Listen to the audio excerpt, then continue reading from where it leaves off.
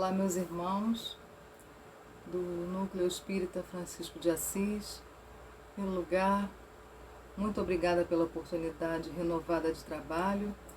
E aqui venho trazer, junto com o meu agradecimento, um abraço fraterno do Grupo Espírita Gabriel, a casa da qual faço parte. Vamos, como página de preparação, ler uma página do livro Ceifa de Luz, mensagem assinada por Emmanuel, psicografia do nosso querido e saudoso Chico Xavier. A página é do capítulo 13 e se chama Na Gleba do Mundo. O versículo separado por Emmanuel é conforme segue: Mas o que foi semeado em boa terra é o que ouve a palavra e a compreende. Este frutifica e produz a 100, a 60 e a 30 por um. São palavras de Jesus, segundo o Evangelho de Mateus, no capítulo 13, versículo 23. E a partir desse versículo, diz-nos Emmanuel: efetivamente, a vida é comparável ao trato do solo que nos é concedido cultivar. Ergue-te a cada dia e ampara o teu campo de serviço, a fim de que esse mesmo campo de serviço te possa auxiliar. A sementeira é a empreitada, o dever a cumprir, o compromisso de que te incumbes. O terreno é o próximo que te propicia a colheita.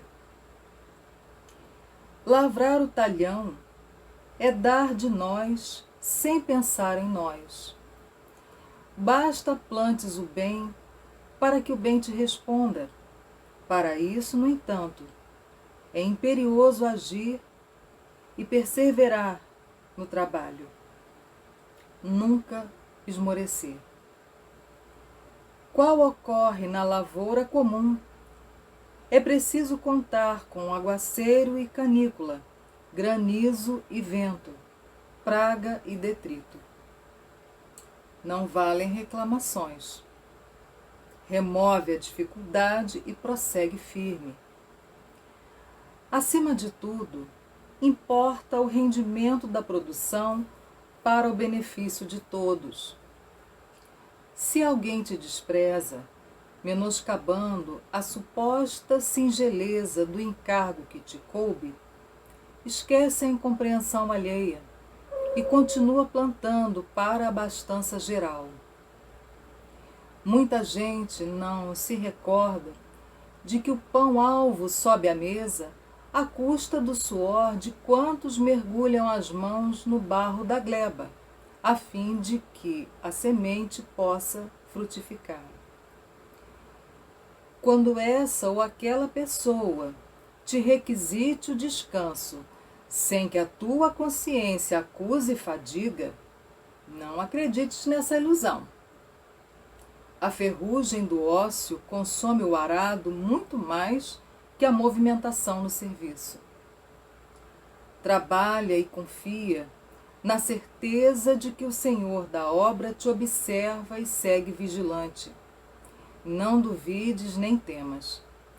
Dá o melhor de ti mesmo à seara da vida, e o divino lavrador, sem que percebas, pendurará nas frondes do teu ideal a floração da esperança e a messe do triunfo. Graças a Deus, meus irmãos, vamos então nesse momento agradecer a Deus, nosso Pai, nosso Criador, que é a fonte de todo bem, de todo amor, que emana e sustenta a tudo que Ele criou. E assim possamos também nos dirigir a Jesus, nosso Mestre, e assim dizer: obrigada, Senhor, por aqui estarmos mais uma vez, dando continuidade a essa modesta iniciativa, a esse pequeno esforço, Senhor, de continuarmos nos reaquecendo em torno da Tua Palavra, nos dias de hoje esclarecida por essa doutrina consoladora. Permita, Jesus, que possamos ser os instrumentos dóceis, com a nossa intuição limpa, de modo que possamos, com a melhor fidelidade possível, traduzir a inspiração dos nossos benfeitores, que aqui nos amparam, nos dirigem e nos conduzem, para trazer àqueles irmãos que também assim estão buscando um conforto, um encorajamento, possam ouvir aquilo que for de melhor utilidade e proveito para cada um de nós. Assim, Jesus, permita, Senhor, que em Teu nome, em nome dos benfeitores do bem, desta Casa de Amor, Núcleo Espírita Francisco de Assis, e todos os benfeitores trabalhando na espiritualidade dessa região e de todos que nos ouçam, em Teu nome, Jesus, em nome desses benfeitores e, acima de tudo, em nome de Deus, possamos dar por iniciado o estudo deste momento. Que assim seja, graças a Deus. E assim, meus irmãos, dando continuidade à programação da casa, hoje nos coube expor acerca do Evangelho segundo o Espiritismo, no capítulo, abrindo aqui o livro, no capítulo 18, itens 13 a 15. No tema, já dentro das instruções dos Espíritos, eu creio que a maioria que esteja assistindo o vídeo nesse momento, saiba que o Evangelho segundo o Espiritismo, ele traz versículos do Novo Testamento, de ensinamento de Jesus, muitas vezes, na maior parte das vezes, alguns comentários de Kardec, e também a seção chamada Instruções dos Espíritos, que são mensagens que Kardec inseriu em cada capítulo e que se relacionam ao tema ou ao ensinamento de Jesus estudado no capítulo. Então, já nessa parte das Instruções dos Espíritos, esses itens do 13 ao 15, que é a temática de hoje, intitula-se Dar-se-á àquele que tem. Então, nós faremos toda a leitura, repetimos, é o Evangelho segundo o Espiritismo, para os irmãos que desejem acompanhar. Aqui a gente está usando uma edição da FEB, a tradução do Guilhom Ribeiro, e capítulo 18, item 13, itens 13, 14 e 15. Dar-se-á àquele que tem. Aproximando-se dele, seus discípulos lhe disseram: por que lhe falas por parábolas? Respondendo, disse-lhes ele: é porque a vós outros foi dado conhecer os mistérios do reino dos céus, ao passo que a eles isso não foi dado. Porque àquele que tem, mais se lhe dará, e ele ficará na abundância. Aquele, entretanto, que não tem, mesmo o que tem, se lhe tirará. Por isso é que lhes falo por parábolas, porque vendo nada veem, e ouvindo nada entendem, nem compreendem. Nele se cumpre a profecia de Isaías, quando diz: ouvireis com os vossos ouvidos e nada entendereis, olhareis com os vossos olhos e nada vereis. Isso é um trecho do Evangelho de Mateus, no capítulo 13, versículos 10 a 14. Tende muito cuidado com o que ouvis, porquanto usarão para convosco da mesma medida que vos houver de servido para medir os outros, e ainda se vos acrescentará, pois ao que tem, dar-se-á. Ao que não tem, até o que tem se lhe tirará. Trecho do Evangelho de Marcos, capítulo 4, versículos 24 e 25. E vem então o comentário assinado por um espírito amigo. Dá-se ao que já tem e tira-se ao que não tem. Meditai esses grandes ensinamentos que se vos são por vezes afigurado paradoxais. Aquele que recebeu é o que possui o sentido da palavra divina. Recebeu unicamente porque tentou tornar-se digno dela e porque o Senhor, em seu amor misericordioso, anima os esforços que tendem para o bem. Aturados, perseverantes, esses esforços atraem as graças do Senhor. São um imã que chama a si o que é progressivamente melhor, as graças copiosas que vos fazem fortes para galgar a montanha santa, em cujo cume está o repouso após o labor. Tira-se ao que não tem ou tem pouco. Tomai isso como uma antítese figurada. Deus não retira das suas criaturas o bem que se haja dignado de fazer-lhes. Homens cegos e surdos, abri as vossas inteligências e os vossos corações. Vede pelo vosso espírito, ouvi pela vossa alma, e não interpreteis de modo tão grosseiramente injusto as palavras daquele que fez resplandecer aos vossos olhos a justiça do Senhor. Não é Deus que retira daquele que pouco recebera. É o próprio Espírito que, por pródigo e descuidado, não sabe conservar o que tem e aumentar, fecundando o óbolo que lhe caiu no coração. Aquele que não cultiva o campo que o trabalho de seu pai lhe granjeou e que lhe coube em herança, o vê cobrir-se de ervas parasitas. É seu pai quem lhe tira as colheitas que ele não quis preparar? Se a falta de cuidado deixou fenecer-se as sementes destinadas a produzir nesse campo, é a seu pai que lhe cabe acusar por nada produzirem elas? Não e não. Em vez de acusar aquele que tudo lhe prepara, de criticar as doações que recebera, queixe-se do verdadeiro autor de suas misérias e, arrependido e operoso, meta corajoso mãos à obra. Arroteie o solo ingrato com o esforço de sua vontade. Lavre-o fundo com auxílio do arrependimento e da esperança. Lance nele, confiante, a semente que haja separado por boa dentre as mais. Regue-o com o seu amor e a sua caridade. E Deus, o Deus de amor e caridade, dará àquele que já recebera. Verá ele então, coroados de êxito os seus esforços, e um grão produzir 100 e outro 1000. Ânimo, trabalhadores!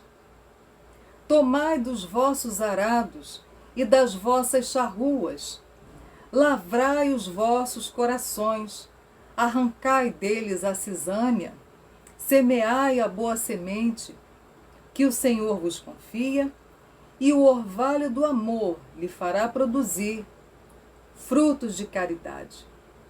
Um espírito amigo, mensagem recebida na cidade de Bordeaux, em 1862.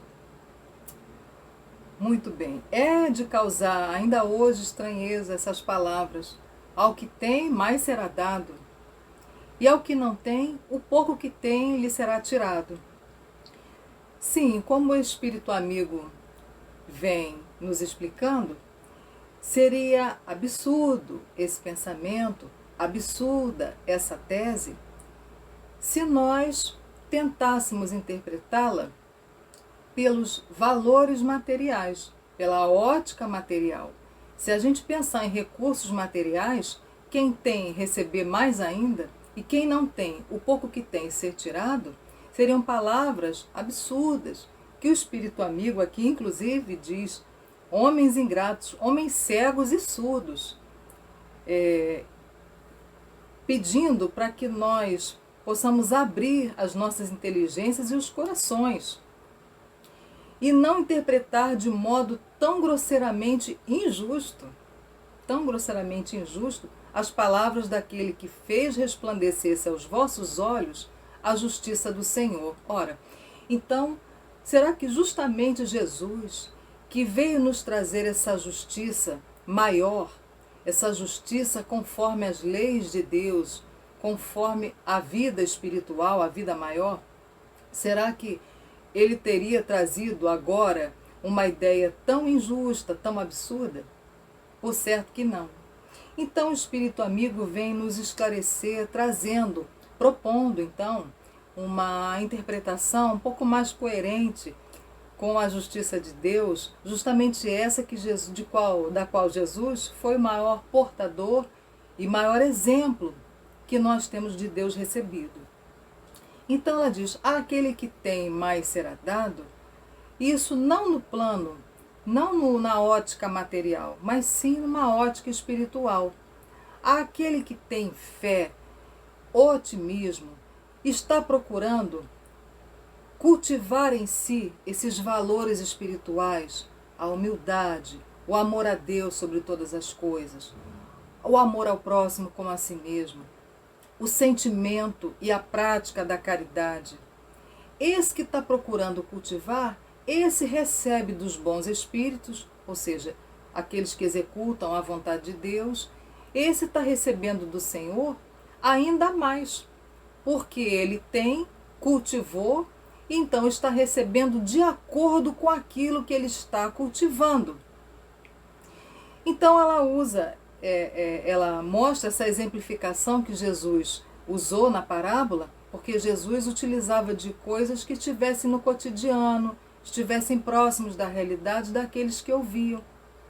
Então ela, aproveitando do exemplo que o próprio mestre traz na parábola, ela diz, então se você recebe uma herança, está lá o campo, a enxada, as sementes, a terra, tem lá o sol, a chuva, à disposição do plantio, e você recebe aquilo e nada faz. Está lá a semente, a enxada, a terra, o sol, a chuva. Os ventos, as estações passam e você nada faz. Então aquilo que você tem lhe será tirado. Mas foi o seu pai, o seu benfeitor que lhe concedeu aquelas terras, foi ele que veio ali e retirou? Não.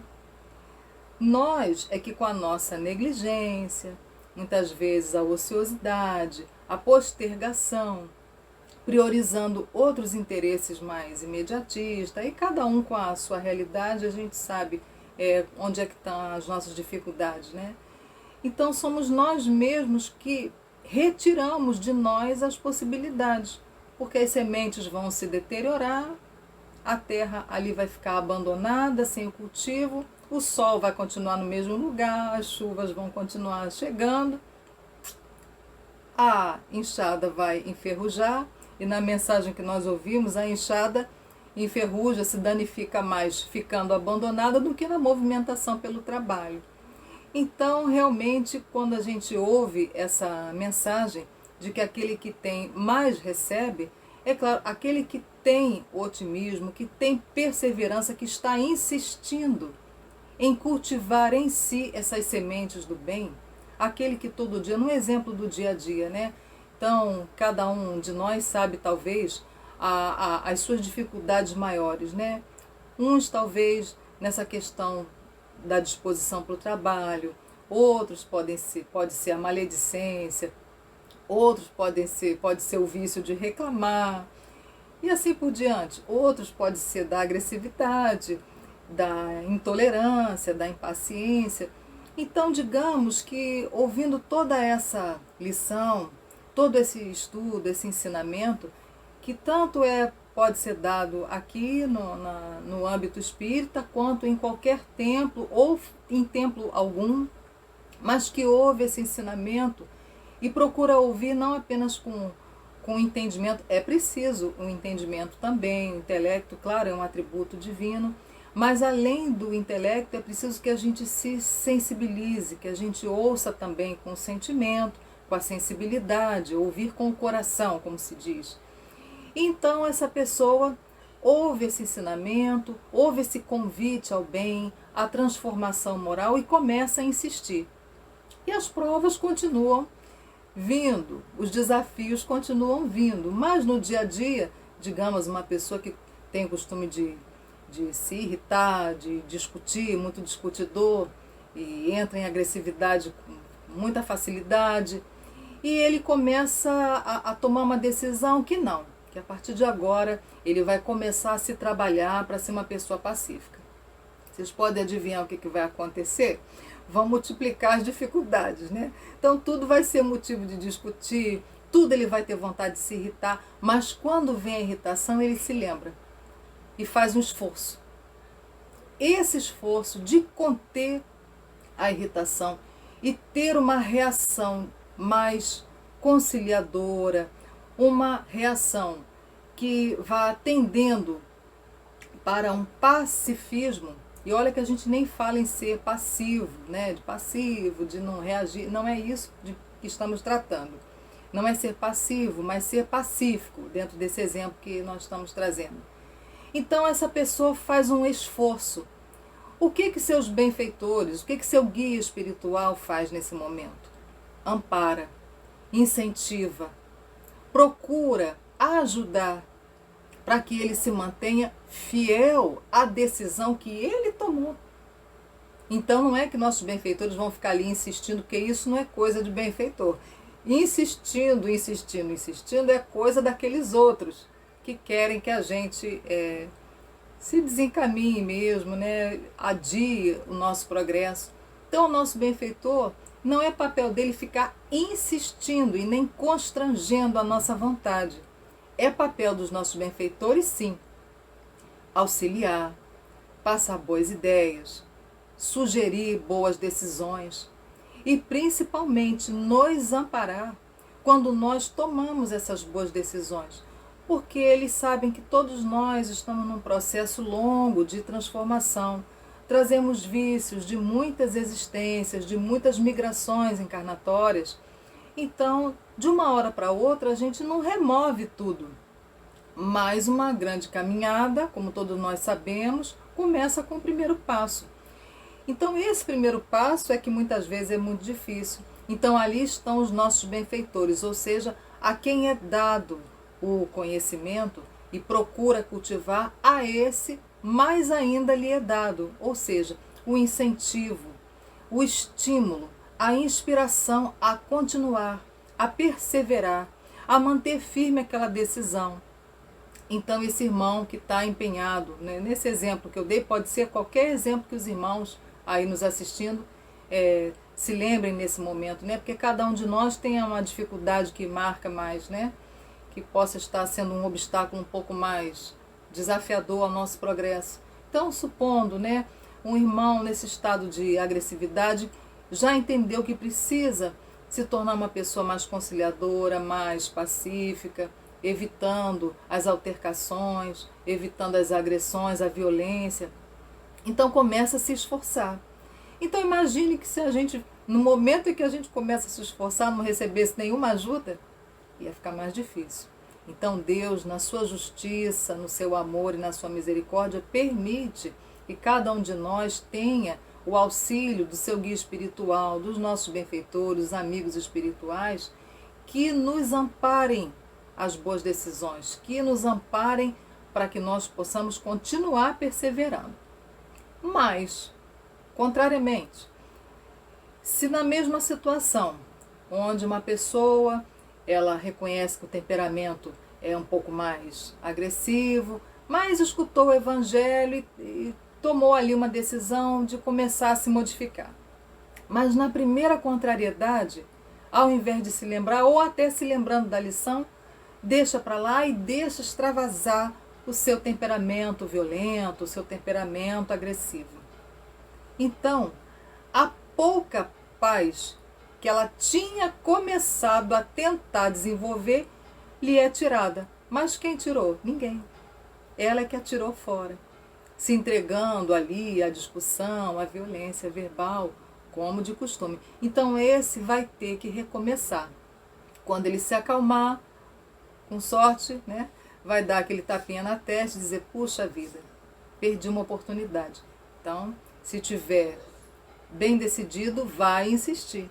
E outras situações virão para que ele possa pôr à prova, não só pôr à prova a sua decisão de se tornar uma pessoa mais pacífica, mas também essas provas vêm não apenas para testá-lo, mas para consolidar a decisão. Então esse que está começando a cultivar a paz e insistir, cada vez mais lhe será dada a paz. Mas lhe será dada de fora? Também não. Lhe será dada porque é ele que está cultivando, ele está aumentando e consolidando essa conquista. Porque a conquista não vem de uma vez, vem pela repetição, vem pela prática, pelo exercício. Então nós vamos exercitando. Hoje já conseguiram discutir, amanhã já consigo permanecer em silêncio, os pensamentos ainda um pouco turvos. Uma ocasião mais para frente, de tanto perseverar, repetir, praticar, exercitar uma postura pacífica, chega o dia em que eu já não tenho esse ímpeto. Então já me encontro com um pouco de equilíbrio, com um pouco de paz que eu conquistei. Então aquele que foi dado foi acrescentado, porque a própria pessoa cultivou e conquistou. Mas aquele que hoje decide, amanhã atira fora. Hoje decide, mas amanhã extravasa novamente, é agressivo, discute, briga. Então a pouca paz que ele tinha começado a cultivar, mas que ainda não consolidou no seu patrimônio espiritual, é tirada. Por que é tirada? Porque ele ainda não consolidou, é ele que perde.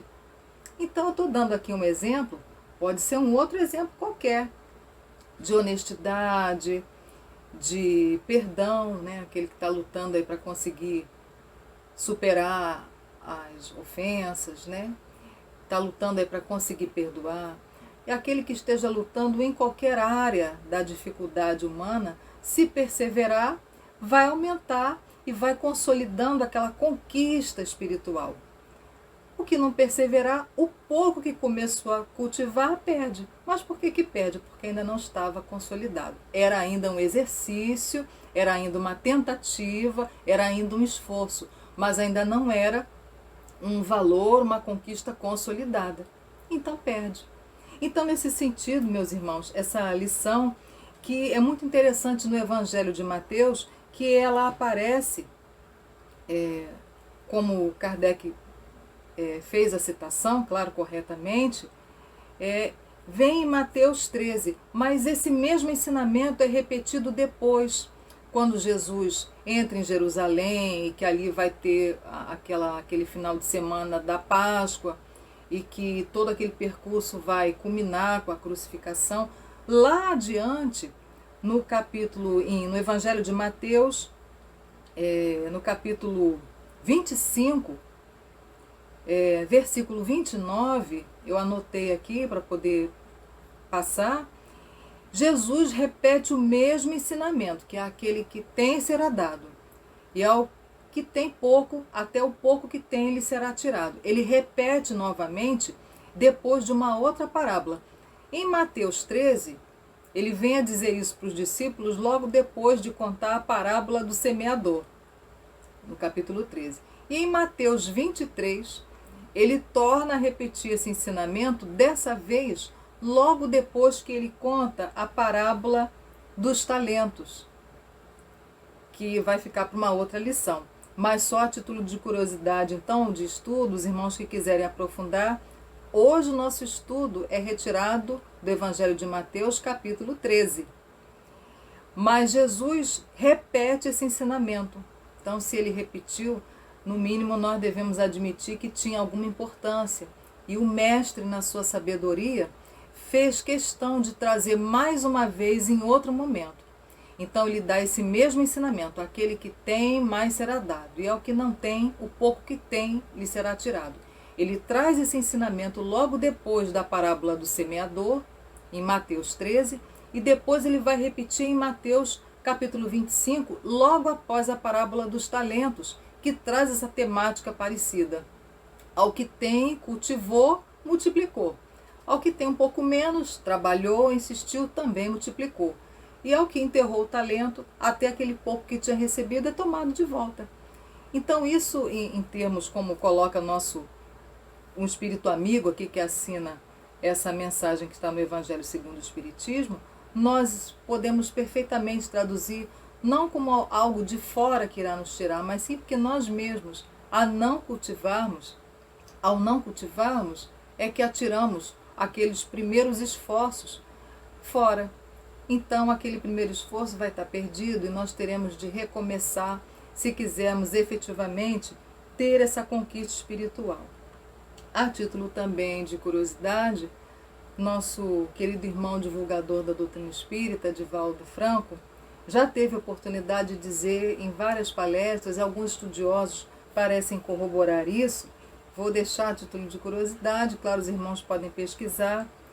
Esse irmão, esse espírito que assina essa mensagem como um espírito amigo, vem a ser ninguém mais, ninguém menos de que uma benfeitora muito querida de todos nós, grande trabalhadora e divulgadora da doutrina, grande serva de Jesus, Joana de Ângeles.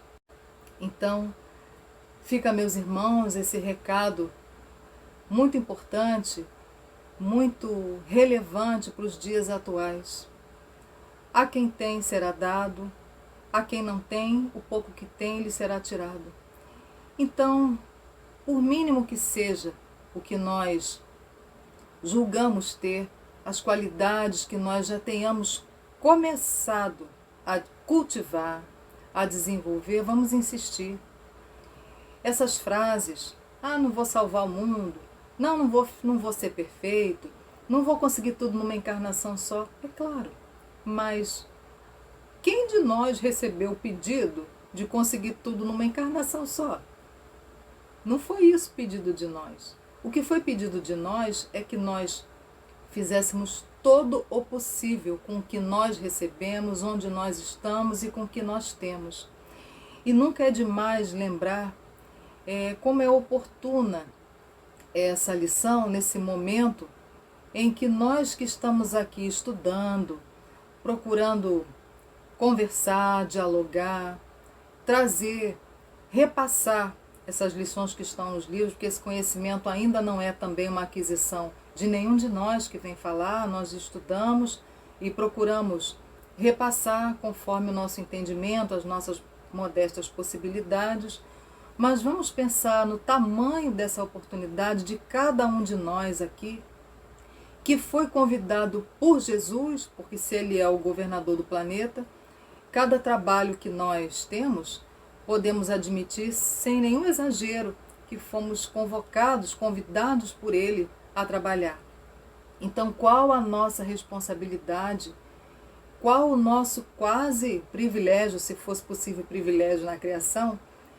Qual a importância, qual a relevância de termos sido convocados por Jesus a estarmos aqui trabalhando pelo seu Evangelho neste momento de tormenta no planeta.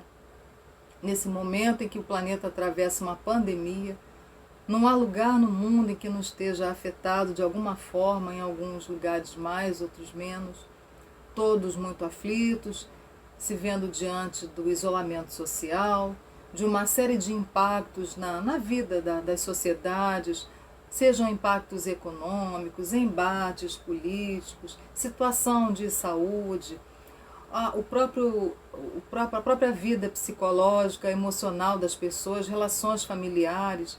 Então, uma série de coisas vem sendo impactadas por esse momento que a gente está atravessando. Então, cada um de nós que esteja nesse momento trabalhando pelo Evangelho, trabalhando na divulgação, na disseminação das ideias do Evangelho, do ideal de Jesus, qual o tamanho da nossa responsabilidade de estar sendo convocado pelo Mestre em trabalhar no seu Evangelho num momento como esse, pelo qual o mundo passa. Se a gente perder, Foi Ele que nos retirou? Acho que depois da lição de hoje, a resposta é muito simples. Claro que não, né, meus irmãos? Se nós não aproveitarmos essa oportunidade, a nós mesmos é que nós devemos responsabilizar. Mas em vez disso, vamos repetir aqui as palavras do Espírito amigo. Ânimo, trabalhadores! Ânimo, meus irmãos, diante de tudo isso, diante das dificuldades, dos desafios. Nós sabemos que vai passar. Não nos é dado saber quando. É a nossa fé que está sendo experimentada e estamos tendo oportunidade de solidificar, de consolidar, de fortalecer essa fé que nós temos. Mas é uma fé, sem dúvida nenhuma, ainda iniciante. Então nós estamos tendo a oportunidade de fortalecer, de robustecer a nossa fé e de dar o nosso testemunho de fidelidade a Jesus, de sermos dignos, de perseverarmos e sermos dignos desse trabalho que Ele, na sua misericórdia, nos confiou. Porque tenhamos também a certeza, se estamos trabalhando em nome do seu Evangelho, não é porque já tenhamos merecimento, mas sim por aquele acréscimo de misericórdia que Ele nos prometeu, que Ele nos vem outorgando. Então, meus irmãos, agradeçamos a Deus por essa oportunidade ímpar de trabalho. Que o amor possa ser o leme das nossas ações.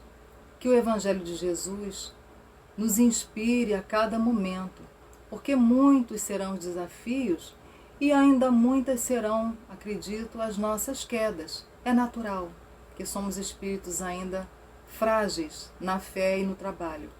Mas a cada queda possamos relembrar as palavras do Mestre: vinde a mim, vós que estáis aflitos, e eu vos aliviarei. Assim, meus irmãos, vamos concluindo esse estudo de hoje, rogando a Jesus que não nos desampare, que continue a nos fortalecer, a nos amparar, a nos orientar, a ser a luz de nossos passos. Que possamos então todos permanecer em paz, não a paz da inação, não a paz da ociosidade, mas a paz da consciência cumprida, daqueles que estamos tentando fazer todo o possível em nosso alcance com o que recebemos diante desse momento em que estamos. Muita paz a todos os irmãos desse núcleo espírita Francisco de Assis. Muita paz a você, irmão, a você, irmã, a todos que nos ouvem nesse momento. E mais uma vez deixando um abraço fraterno em nome do Grupo Espírita Gabriel, a casa da qual faço parte, encerrando assim esse estudo desse momento de hoje. Muita paz.